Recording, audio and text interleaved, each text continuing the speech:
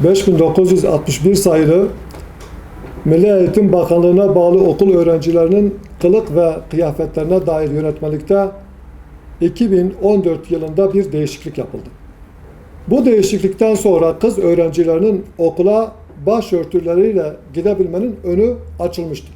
Kız öğrencilerinin başörtüyle okula gitmesinin engellenmesi için Danıştay 8. Dairesi'ne dava açılmış ve bu dava daire tarafından reddedilmişti. Danıştay İdari Dava Daireleri Kurulu da dairenin bu kararını onadı. Bu durum temel hakların hukuki koruma altına alınması bakımından önemli bir gelişmedir. Ancak uygulamanın iktidara göre değişmesinin önlenmesi ihtiyacı henüz bitmemiştir. Öğrencilerin inançlarına uygun bir şekilde okula gidebilmesi için bu hak anayasal güvence altına alınmalıdır. Bu anlamda meclisin konuyu ivedilikle gündemine almasını zaruri olarak görüyoruz. Belediye ve bağlı kuruluşlar bazı unvanlarla sınırlı olmak üzere sözleşmeli personel istihdam edebilmektedir. Her seçim sonrası özellikle el değiştiren belediyeler farklı gerekçelerle sözleşmeli personelin sözleşmelerini feshetmekte veya biten sözleşmelerini yenilememektedir. İlgili mevzuat ve yargı işaretlerine göre belirlenmiş haller dışında sözleşmeli personelin işine son verilmemesi gerekir. Ancak buna rağmen yerel idareler sözleşmeleri feshedebilmekte ve her yıl binlerce insan ve aileleri birlikte mağdur edilmektedir. Kamu hizmetlerinde kalite ve sürekliliğinin sağlanması, kamu görevlilerinin istihdam şekli ve özlük haklarının güvence altına alınmasıyla orantılıdır. Kamu çalışanları arasında çifte standartlara müsamaha gösterilmesi adalete aykırı bir durumdur. Bu anlamda kamu çalışanları arasında çifte standartlara müsamaha gösterilmemesi gerekir. Bu nedenle ya belediyelerde sözleşmeli personel uygulaması tamamen kaldırılmalı ve belediyelere alınan her eleman mevcut esas ve usullere göre kadroya geçirmeli ya da yasada açıkça belirtilen engel durumlar oluşmamış ise sözleşmeler kendiliğinden uzamalıdır. Ancak bu şekilde suistimaller, keyfi uygulamalar, yasal olmayan talepler ve siyasi baskıların önüne geçilmesi mümkün olabilir. Kadın Cinayetlerini Durduracağız platformunun hazırladığı rapora göre 2019 yılında 474 kadın öldürülerek yaşamını yitirdi. Kadını korumak, şiddeti önlemek, erkeklerin baskılarından kurtulmak iddiasıyla 10 yılı aşkın bir süredir Türkiye'de bir seferberlik hali yaşanmaktadır. Bunun için İstanbul Sözleşmesi imzalandı. 6284 sayılı kanun çıkarıldı. Her türlü pozitif ayrımcılık yapıldı. Kadının beyanı esas kabul edilerek ispata ihtiyaç duyulmadan kadına koruma sağlandı.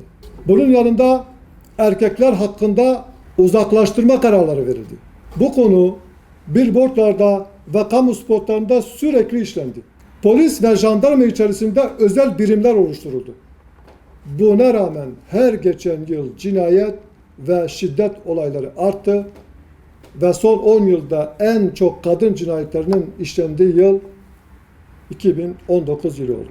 2012 yılından bu yana şiddet olaylarının düzenli olarak artması, boşanma oranlarında patlamalar yaşanması, toplumun huzurunun daha da bozulması, yanlış bir yolda ısrar edildiğini göstermektedir. 6284 sayılı yasa ile İstanbul Sözleşmesi inancımıza ve sosyolojimize uygun değildir. Mevcut tablo yanlışta ısrar etmenin tabii bir sonucudur. İçişleri Bakanlığı'nın son olarak yayınladığı kadına yönelik şiddetin önlenmesine dair genelgesi de polisiye tedbirlerin ötesine geçmeyecek, sadece yanlış politikaların sonuçlarıyla ilgilenmektedir. Her geçen gün artan kadın cinayetlerinin sebepleriyle ilgilenmelidir. Artarak devam eden cinayet ve şiddet olayları toplumun sosyolojisine uygun yeni tedbirler alınması gerektiğini ortaya koymaktadır. Bu konu ilgili bütün uzmanların yer alacağı bir ortamda masaya yatırılmalı ve bütün boyutlarıyla araştırılmalıdır.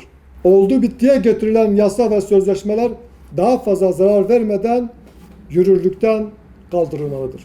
TÜİK'in açıkladığı rakamlara göre tüketici fiyatları Aralık ayında %0,74, yıllık bazda %11,84 oranında arttı. Ancak yüksek çarşı pazar enflasyonu ile açıklanan enflasyon rakamlarının uyumsuz olması birçok soru işaretini ve tartışmaları beraberinde getirmiştir. Aslında tartışmalar yıl içerisinde hesaplama yöntemlerinde değişikliklere gidilince başlandı.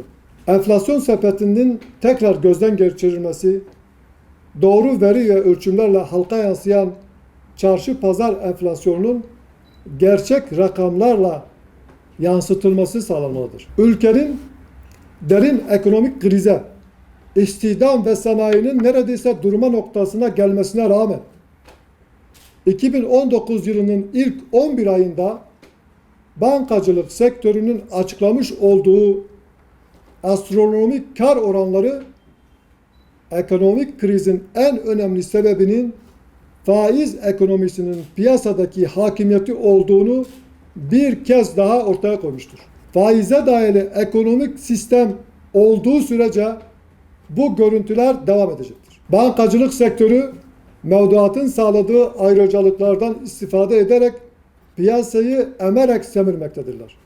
Reel ve üretim sektörü ise finansal sıkıntının ve faiz yükünün baskısı altında ezilmektedir. Hükümetin bütün bu durumları dikkate alarak sorunlara eğilmesi ve çözüm üretmesi gerekmektedir.